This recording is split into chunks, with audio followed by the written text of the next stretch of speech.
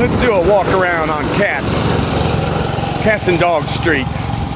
Heavy framers are continuing setting the trusses. We use the crane only for the big heavy ones, and then because the crane we charge by the hour, you can get expensive. So the small ones, we just tack those up by hand. And here you can see on the slab floor what I call truss art. So once they deck it, the shadows you can't see anymore, but for those of you who know me, I just love looking at truss art.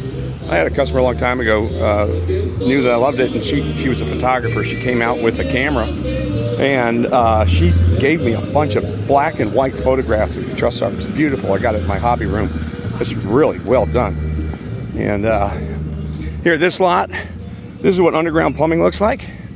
Now, these water lines are run overhead, so this just the sanitary will be checked. It's not done yet. One of the things, the main thing they have to do is maintain what's called 5 feet of static head pressure. What does that mean? Okay, they're going to fill a sanitary with water, and then this stack has to be at least 5 feet tall. There'll be no cap on it. He fills it all the way up, is beyond 5 feet. So that way all of these fittings are under pressure. And he has to maintain that water level there so it holds. During the life of the building, you'll never see that pressure on the sanitary. But I think it's a great inspection. Same with the lot across the way there. Blockies are taking a break halfway up that lot beyond the other one.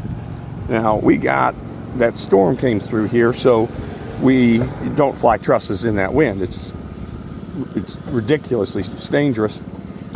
So also the framers didn't deck. You don't want to be holding a big sheet of plywood with 30 mile an hour winds going on. It'll blow you right off the building. So we got a valley of trusses right here. And here's the masons taking that break there. This contraption here, it looks ridiculous, but it's full of water. We need water to mix all the stucco. I'm sorry, the mortar mix for the block. Let's keep on going down here. It's about 88, and it's way better than 93. I'll tell you, I can't say it feels like air conditioned, but there's a nice breeze today. Guys are doing well. And here's like the yield. They finished blocking this one. Look how much extra yield and waste there is. Kind of like when you do tile, you estimate about 10% is going to be complete waste. And so they're all done with that there. And right over here, we've got the heavy framers ahead of the crane. It's not going to make it today because it's getting later in the afternoon. But this is called prepping the trusses. Anything that you can do on the ground to help out, you go ahead and prep it like that. They're starting on that bearing wall right in there. They're going to get that done. That way when they set the crane, everything goes in, not like a puzzle piece, but it goes in just right in order, kind of like slicing bread. But got a young lady over here. Can't remember, see what vehicle she's going in there. But here's one where the block has passed inspection, the lintel inspection.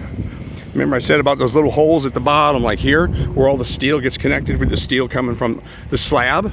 Okay, those are for the inspector to view. And then they board these up with plywood. And so all this messy looking spot there, and there, and there, and there, and there, that was inspection ports. So you can see that here's a spot where the gun nail was, the plywood was gun nailed in, these little spots right there. And then they pump it full. And then those are the hurricane straps, the little antenna looking thing sticking up. And you see how there's an X and a line marked in black at the top.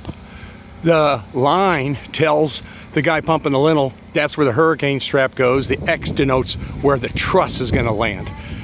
Same here, line, X means the truss. And so this one's ready to set trusses just as we are across the street. So that's about all I got to say about that. Happy Friday.